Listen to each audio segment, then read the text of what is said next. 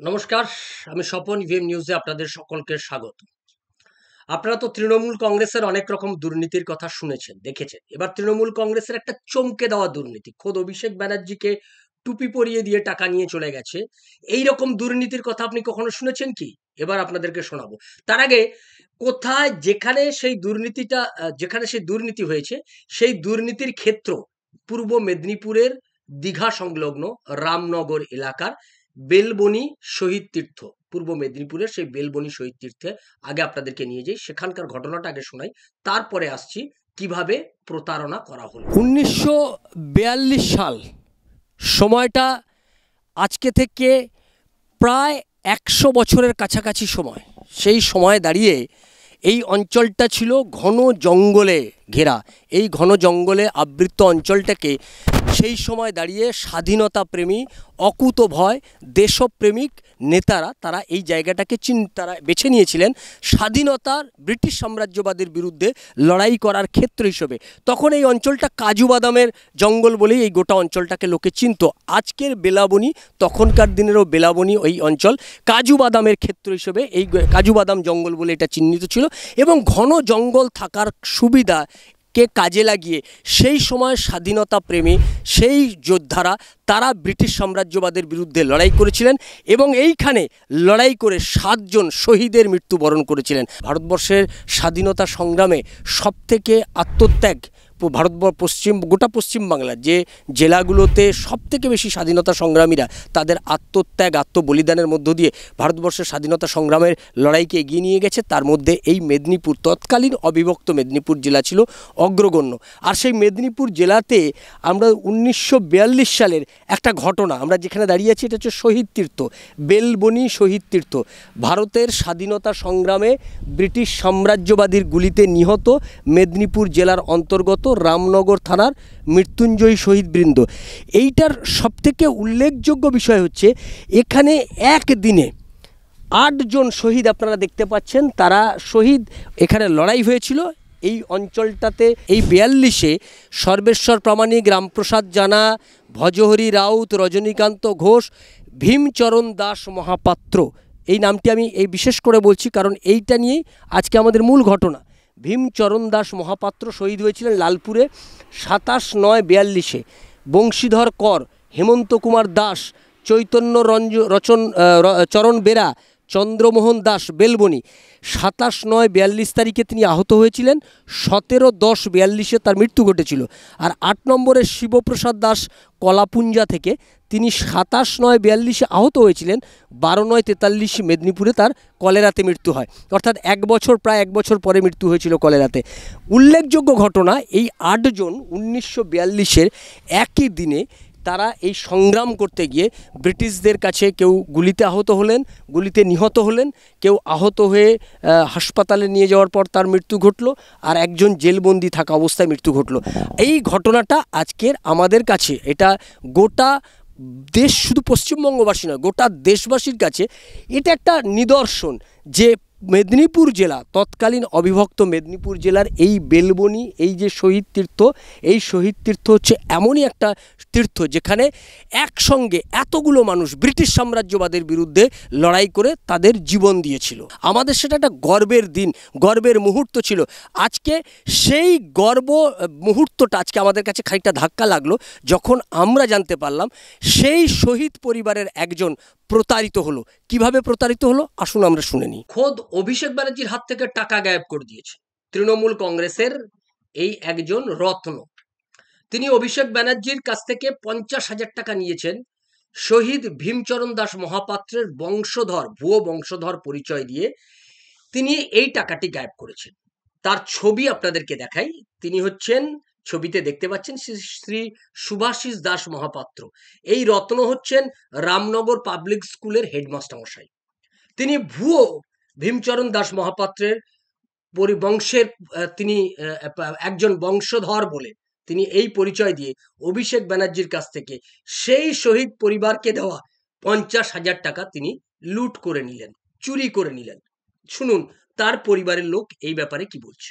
আমার নাম শ্রী উৎপলেন্দু দাস মহাপাত্র।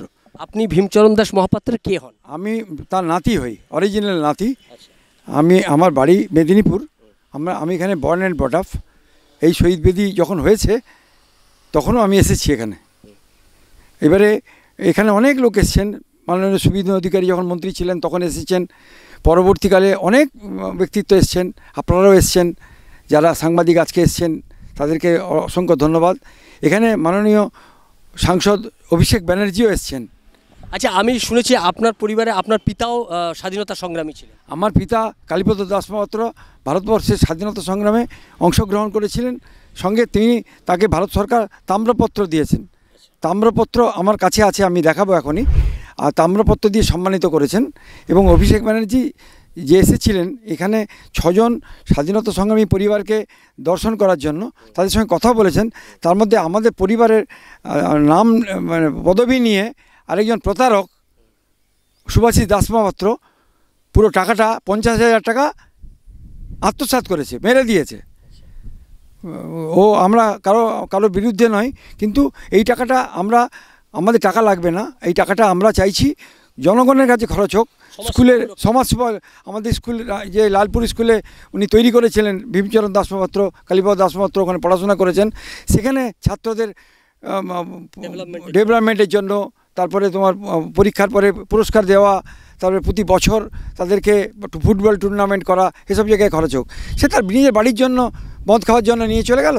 আচ্ছা, আপনারা এই ব্যাপারটা জানার পর কাউকে এটা নিয়ে অভিযোগ করেছিলেন? আমি সবাইকে অভিযোগ করেছি।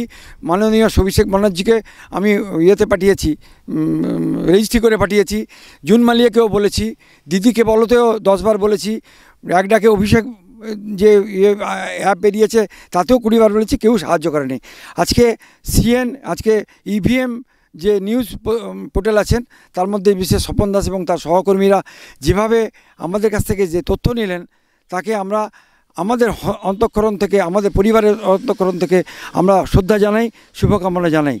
এবং আমার মনে হয় এখানে যে সমস্ত শহীদরা আছেন, স্বাধীনতা সংগ্রামীরা আছেন, তারা সবাই এনাদের ফ্যামিলিকে আশীর্বাদ করবেন। আচ্ছা, সেদিনকের এই যে ঘটনাটা আপনি যতটুকু খুব সংক্ষেপে একটু আমাদের ঘটনাটা বলুন। সেদিনকে যে যুদ্ধক্ষেত্র, এখানে যে ঘটনাটা ঘটেছিল, সেই সময়কার পরিস্থিতি আর ঘটনাটা একটু সংক্ষেপে বলুন। আমার জ্যাঠামশাই ছিলেন এখানকার লিডার, শ্রী বলাই দাস মহাপাত্র, এখানকার লিডার অফ দি লিডার্স, স্বাধীনতা সংগ্রামের একটা বিরাট।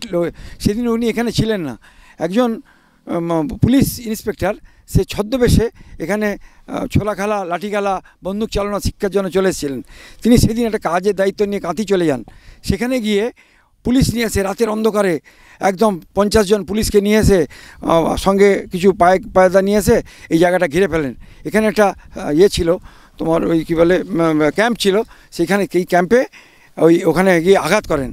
তখন আমার ঠাকুরদাদা আর কি শহীদ ভীমচরণ দাস মহাপাত্র ঘুমিয়েছিলেন। যেই সঙ্ঘের আওয়াজ হলো তিনি উঠে পড়লেন, সঙ্গে তার সঙ্গে বংশীধর কলবের একজন সহকর্মীকে নিয়ে সোজা নিয়ে এলেন। এখানে একজন পুলিশ ইন্সপেক্টরকে, পুলিশকে মেরেই ফেললেন। এবং তখন ওরা কী করলো, ওই পুলিশটা, অন্য পুলিশ, তার পেটের উরুর মধ্যে একবারে পুরো বেয়নেটটা ঢুকিয়ে দিল এবং তিনি পড়ে গেলেন। তিনি বন্দে মাতরম বললেন। তাকে সবাই মিলে জল দিতে চুরি বলে, আমি তোমাদের হাতে জল খাবো না। বন্দে মাতরম জয় হিন্দ করে মরে যাননি, তাকে নিয়ে যাওয়া হলো দোলাই করে কাঁথিতে। তিনি খড়গচণ্ডী ইয়েতে মারা গেলেন। তাকে বললো বন্দে মাতরম করলে লাশ দেওয়া হবে না। যাই হোক, উনি সেখানেই, আমি তখন ছোট, আমি তো অত জানি না, তো আমি যতটুকু জানি সেটুকু আমি বললাম। মা কাকিমার কাছ থেকে শুনেছি, আমাদের বাড়ি 3 বার পোড়ানো হয়নি, সব জিনিসপত্র লুট হয়েছে। আমাদের খুব স্যাক্রিফাইস ফ্যামিলি। এবং সেই ফ্যামিলির টাকা অভিষেক ব্যানার্জির কাছে যদি কেউ বলে যে এই টাকাটা আমাদের এখানকার যে সুভাষিস দাস মহাপাত্র মেরে দিয়েছে, তাহলে আমার মনে হয় একটা সুবিচার আমি পাবই। দেখলেন, যাদের পরিবার দেশের স্বাধীনতা সংগ্রামের জন্য এত বড় আত্মত্যাগ, সেই পরিবারের লোকজন প্রতারিত হয়ে গেল, অথচ আমাদের রাজ্যের পুলিশ প্রশাসন সকলেই নির্বিকার, নিশ্চুপ। যদি এদের ক্ষেত্রে এরকম ঘটে থাকে, সাধারণ মানুষের কি পরিণতি হয় এ রাজ্যের ক্ষেত্রে, তা বোধ হয় আর নতুন করে বলার অপেক্ষা রাখে না। বাংলার এই মুহূর্তে এত দুর্ভাগ্য, বাংলার বা রাজনৈতিক, সামাজিক, প্রশাসনিক ক্ষেত্রে এত খারাপ সময় বোধহয় এর আগে আমরা কখনো কেউ দেখিনি।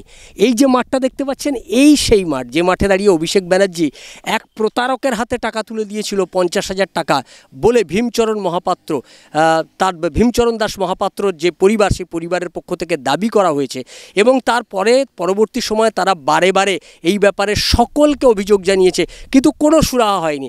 পশ্চিমবাংলায় আমরা কয়লা চুরি দেখেছি, গরু চুরি দেখেছি, চাকরি চুরির কথা শুনলাম, আমরা আরজিকর মেডিকেল কলেজের ভয়ঙ্কর ঘটনা দেখেছি, কামদুনিতে ধর্ষণ দেখেছি। এবার দেখলাম আমরা পশ্চিমবাংলায় নতুন একটা জিনিস, শহীদ পরিবারের টাকা তৃণমূল কংগ্রেস, জানা গেল যে চুরি করেছে, যে টাকাটা আত্মসাৎ করেছে দাস মহাপাত্র টাইটেলকে ব্যবহার করে। অর্থাৎ আমার টাইটেল যদি ব্যানার্জি হয়, তাহলে আমি মমতা ব্যানার্জির পরিবারের লোক বলে পরিচয় দিয়ে আমি মমতা ব্যানার্জির সমস্ত সম্পত্তি কি অধিকারী হতে পারি? মমতা ব্যানার্জি পরিবারের সব সম্পত্তির মালিক কি আমি হতে পারি? ঠিক তেমনিভাবে এই দাস মহাপাত্র একজন প্রতারক, এটা জানার পরেও এই লোকাল নেতৃত্ব, এই জেলার তৃণমূল কংগ্রেসের নেতৃত্ব, জেলার যারা প্রশাসনে রয়েছেন তৃণমূল কংগ্রেসের, রাজ্যের প্রশাসনে যারা রয়েছেন, কেউ কোনো ভূমিকা পালন করছেন না। এমনকি অভিষেক ব্যানার্জির কাছেও তারা এক ডাকে অভিষেক, তৃণমূল কংগ্রেসের নেত্রী মমতা ব্যানার্জির কাছে মমতাকে বলো, সব দিদিকে বলো, এই সমস্ত জায়গায় তারা রেজিস্ট্রি করে পর্যন্ত চিঠি পাঠিয়েছে, কোথাও কোনো সদুত্তর মেলেনি। পশ্চিম বাংলার এটাই দুর্ভাগ্য, এখানে ঘটে দুর্নীতি, কিন্তু সেই দুর্নীতির সমাধান কোথাও পাওয়া যায় না। সেই সমাধানের জন্য আমরা তাকিয়ে রয়েছি। এই যে বঞ্চিত পরিবার, প্রতারিত পরিবার, শহীদ পরিবার, যাদের পূর্বপুরুষদের আত্মত্যাগ আমাদের দেশকে স্বাধীন করলো, সেই আত্মত্যাগের এটাই কি পরিণাম? তারাই কি প্রতারিত হবে? আমাদের রাজ্যে কি এরকম একটা অভিশাপ আমাদের রাজ্যে নেমে এসছে? এটাই কি আমাদের রাজ্যের ভবিতব্য? এটাই কি আমাদের রাজ্যের ভবিষ্যৎ? প্রশ্ন থাকলো আপনাদের কাছে, প্রশ্ন থাকলো তৃণমূল কংগ্রেসের সরকারের কাছে।